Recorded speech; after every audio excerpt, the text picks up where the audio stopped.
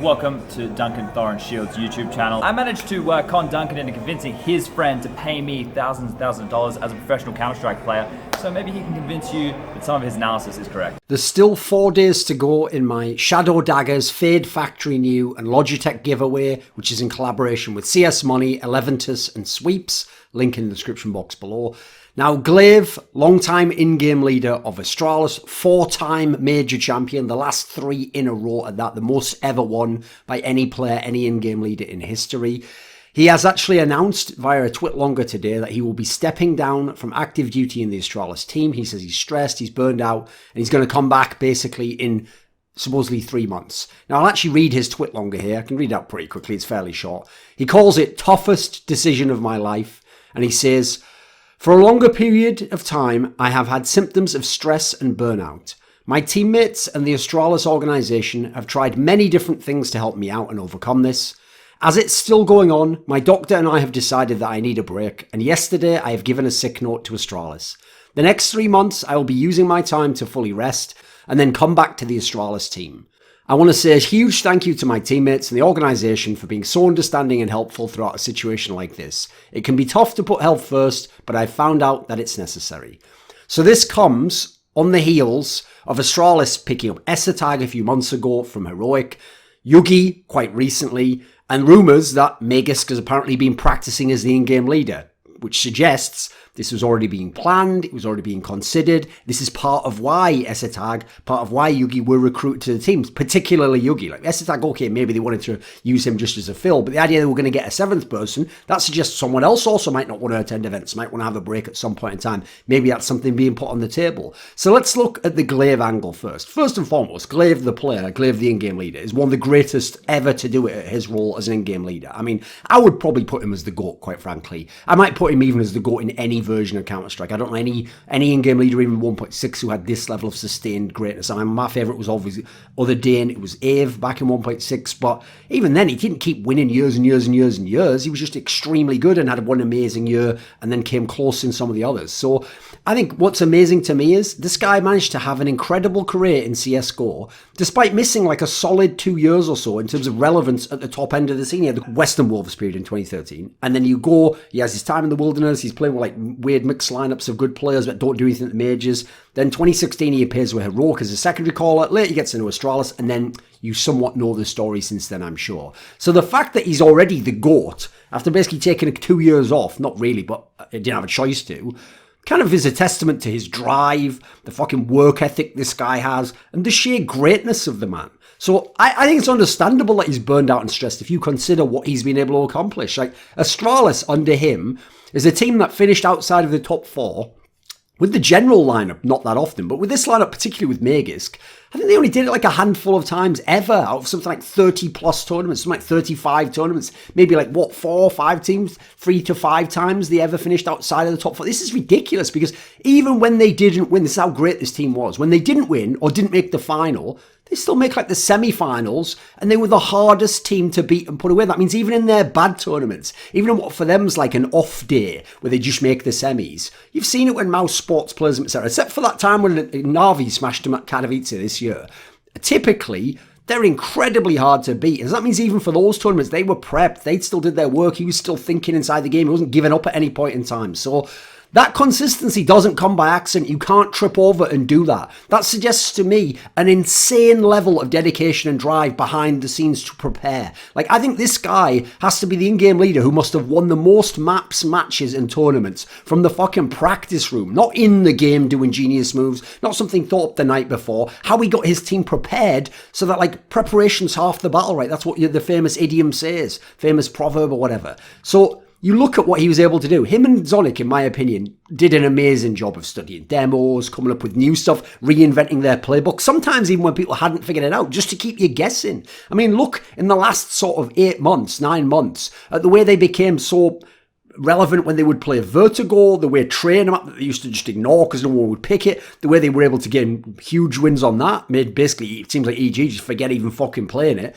When you can have a 6-map map pool and you can beat any team in theory on some of these maps, That is unbelievable, and it doesn't come just from player strength. It doesn't come from Device being really good with the AWP. It doesn't come from Magus being the best at spraying. It comes also from how you prep, how you think about the game, how you study your opponents, the fact that you're willing to adapt to what's coming. Then look at the fact that since coming back for the Starlighter Berlin Major, when they came back from the whole Astralis dip, then now they're beating new generations of lineups that didn't exist back during their prime, during their era. So they've overcome the EG lineup with Stanislaw that was beating them initially. They've overcome the Team Liquid team that had their number and was the best team in the world and unstoppable. They've overcome, I mean, admittedly, I will say I think that Team Liquid also kind of dissipated in the play break. They've overcome the Na'Vi team that could upset them when they had Zeus. And in the modern day, it wasn't until Blast that they even looked relevant against Astralis. They've overcome Vitality, the team that beat them in the Cologne semi-finals. Again, different lineup, but still, they've been able to go past that team to overcome them. And with the new lineup with Shocks, of course, they've had their number pretty much every time. So for me, what he's been able to do goes so far beyond even a normal great team. Even the other great teams of history, Fnatic, SK, NiP, these squads, Virtus.pro, like these teams, they'd have a period where they were the greatest, but then their play gets limited. They don't have to play as much. They don't get burned as much because they're not necessarily winning the tournament, or they come in at 8th sometimes, or they're just losing and getting smashed sometimes, or they're having a tournament off and mailing it in because, you know what, we've been champions already. We'll get it back later. Like, you know, I'm lacking motivation. That was never the case as far as I can tell with Astralis. It was never the case with gla1ve. That's why the guy's burnt to a crisp. So, listen, I certainly think the longevity was aided by the whole Astralis period. I mean, I didn't like the way it was handled, and certainly I thought that the public presentation was basically disingenuous bullshit, if not lies. But the effect it had, while it fucked the rest of the scene and wasn't good in that sense, it did to some degree sort of recharge them, rechannel them, make them have a new kind of target to go after in terms of the Team Liquid guys and some of the teams beating them like Furia. But what was the toll that it took upon them when they came back again and then they went back into that cycle? So to me, the big problem here, one of the big topics that we have to transition to here is breaks clearly aren't enough in CS. Now, I've always thought that. To me, the player break's too short an amount of time. It's just that I love watching Counter-Strike. I mean, I get burned out if I go to all the events. That's why I take events off, by the way. And I only do a few every now and then.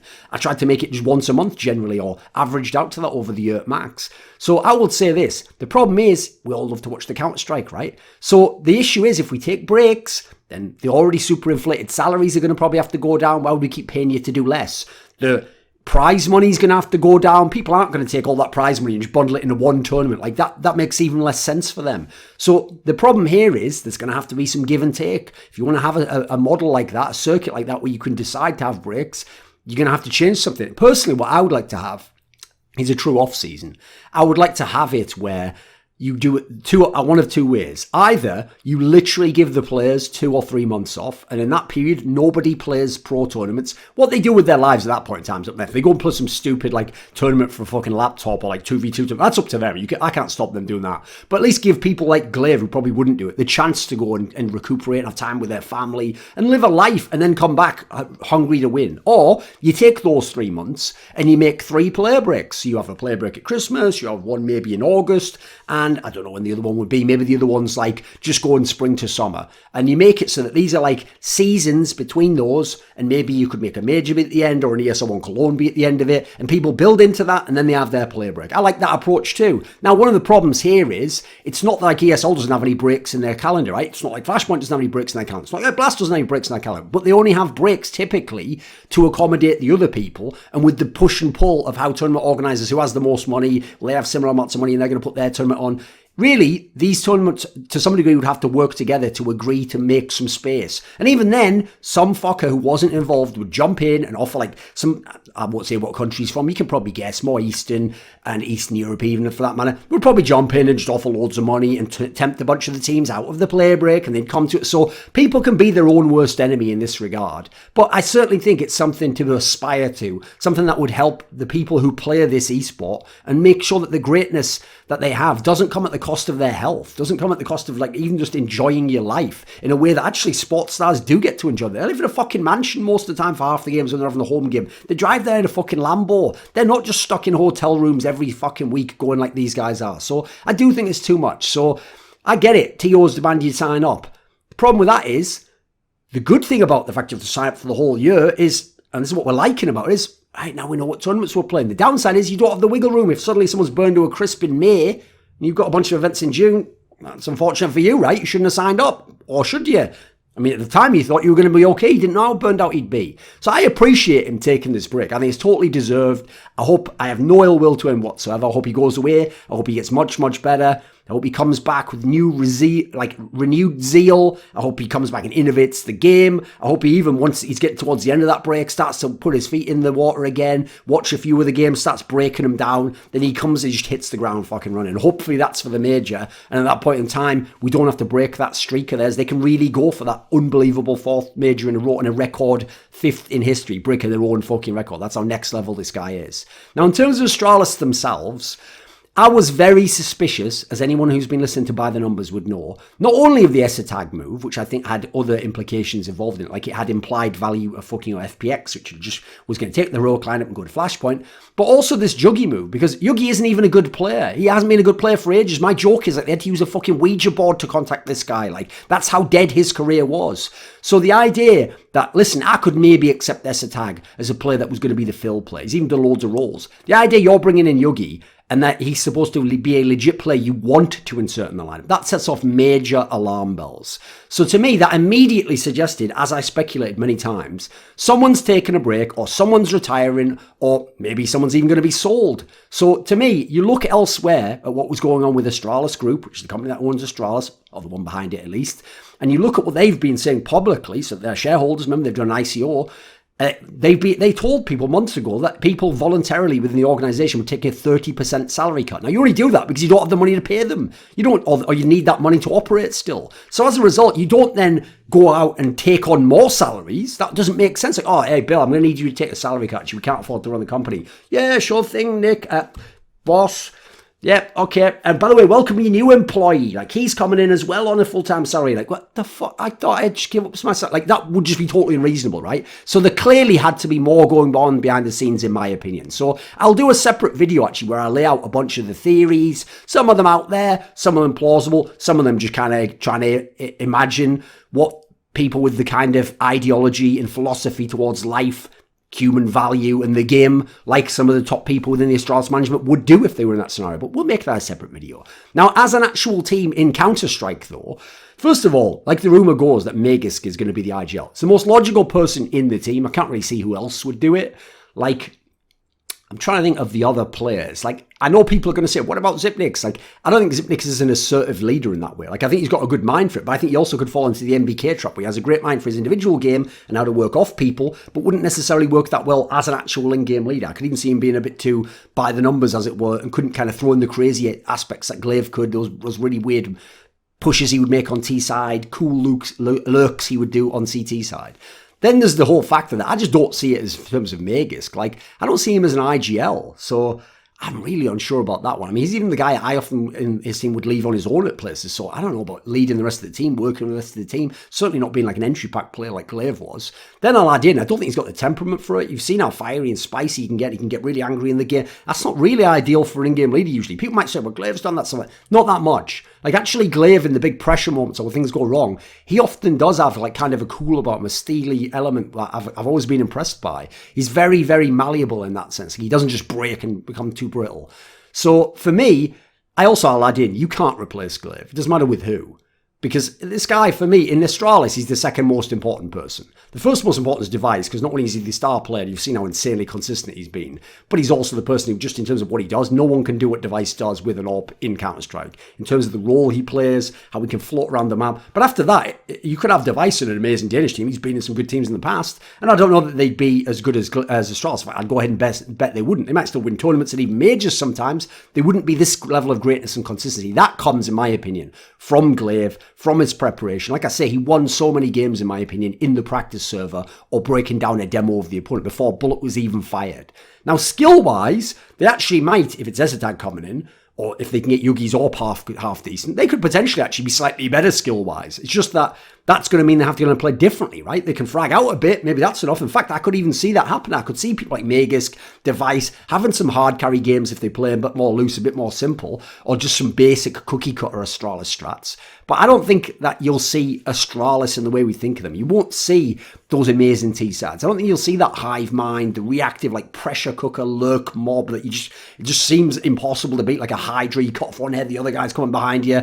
And I don't think they'll win. That's the other thing. I think they could still be a solid team. They can make some playoffs. They can maybe have an inspired run. But I don't think you're going to see them winning tournaments. That just doesn't seem reasonable, especially not with such a key piece gone. But anyway, I hope that gla1ve returns soon. Absolutely well, fully rested, back to his peak. And in the meantime, we can have a meaningful, productive discussion about not just if we need player breaks, the efficacy of them, but then also let's start to figure out what would be the ways in which we could set up a tournament circuit that isn't unfair to anyone's business concerns, because those TOs are all losing money right now and just pumping money into the scene, but at the same time allows these players to have a life, to not just drive them to in this case, like stress and burnout, not put them in a situation where, if you've seen what happened to Korean StarCraft pros who had to practice even more, these guys legitimately would only last at the peak level for 1 or 2 years. After that, it was only the most exceptionally great who had any chance of continuing, and even then they looked absolutely mentally distraught. So with any luck, this is not going to be a recurring scenario for Astralis players, for players in the scene in general, and hopefully gla1ve comes back stronger when the major comes around. This video was kindly supported by Alexander Rao, Dean Tanglis, Emanuel Särnbratt, JDubs, NateDOhDoubleG, the Puyallup Tribe, Tobias Bernasconi, Xinged, and a special thanks always goes out to Jerky's Minion. Do you want to suggest a topic or a guest for my shows? Maybe ask a question in my monthly video AMA? Do you want teasers? Who are the guests on my next content? Maybe you want to take part in one of those donated discussions with me where we go really deep into the weeds. Well, if so, put your money where your mouth is and join the Scrilluminati today in the description box link below.